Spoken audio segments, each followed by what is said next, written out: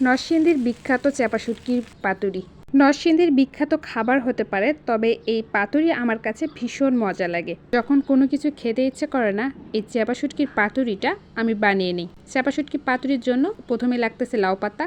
লাউ পাতাগুলো উপরের যে আঁশ রয়েছে সে আঁশগুলো ছাড়িয়ে নিতে হবে। আঁশগুলো ছাড়িয়ে নিলে খুব সুন্দরভাবে পাতুরি করে নেওয়া যায়। আর এভাবে সবগুলো পাতা আমি আঁশগুলো ছাড়িয়ে নিয়েছি। পাতুরি তৈরির জন্য এখানে আমি শুকনা মরিচ নিয়েছি। 8-9টা শুকনা মরিচ গরম পানিতে দিয়ে কিছুক্ষণ সেদ্ধ করে নিব। আর এইদিকে ব্লেন্ড করে নিব। প্রথমে একটা ব্লেন্ডার জারে সেদ্ধ করে নেওয়া কাঁচামরিচগুলো দিয়ে দিলাম। আর এখানে 1/3 কাপ পরিমাণ পেঁয়াজ কুচি দিয়ে দিব।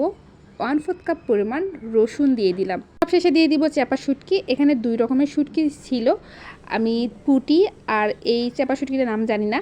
তবে এখানে দিতে হবে লবণ। লবণটা স্বাদ মতো দিয়ে দিবেন। আর হলুদের গুঁড়া আমি 1/2 চা চামচ দিয়ে দিচ্ছি। আর এখানে 1 টেবিল চামচ পরিমাণ সরিষার তেল দিয়ে দিচ্ছি। সরিষার তেল দিলে চাপা শুটকির পাতুরিটা খেতে বেশ ভালো লাগবে। আর ব্লেন্ড করে নিয়েছি। ব্লেন্ড করে নেওয়া হয়ে গেলে একটা বাড়িতে নিয়ে নিতে হবে। আপনারা চাইলে সব কিছু পাটায় বেটেও একটা মিশ্রণ তৈরি করে নিতে পারেন। হাতে কম সময় ছিল, এই জন্য ব্লেন্ডারে ব্লেন্ড করেছি। আর খুব সুন্দরভাবে এই চাপা শুটকির মিশ্রণটা ব্লেন্ড হয়ে গিয়েছে। এখন চাপা শুটকির পাতুরি তৈরি করে নিব। একটা লাউ পাতায় এখানে 2 চা চামচ পরিমাণ বেটে নেওয়া মিশ্রণটা দিয়ে দিব।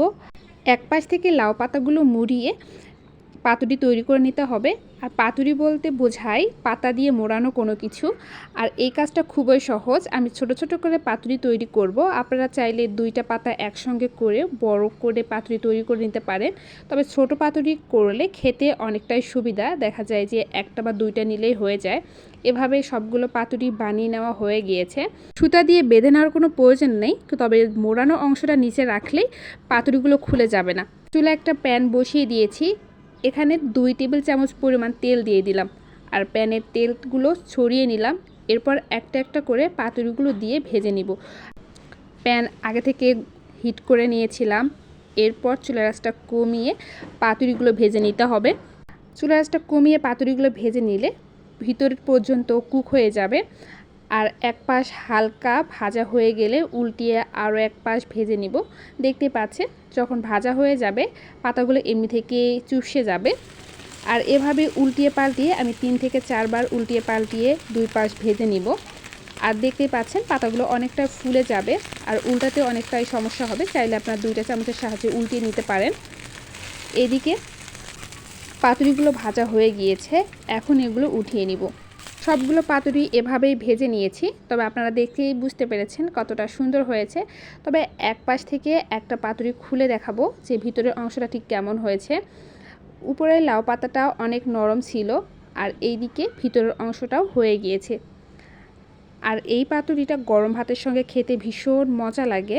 যখন কিছুই খেতে ইচ্ছা করবে না, এই চাপা শুটকির পাতুরিটা আপনারা বানিয়ে নেবেন। আশা করছি আমার এই চাপা শুটকির পাতুরি আপনাদের অনেক ভালো লাগবে। চাপা শুটকির পাতুরি আমার কাছে এতটাই মজা লাগে যে গরম ভাতের সঙ্গে আর কোনো কিছুর প্রয়োজন হবে না, যে 1 প্লেট ভাত নিমিষে শেষ হয়ে যাবে। আশা করছি আপনাদের এই রেসিপিটা অনেক ভালো লেগেছে। আর ভালো লাগলে লাইক কমেন্ট শেয়ার করে পাশে থাকবেন।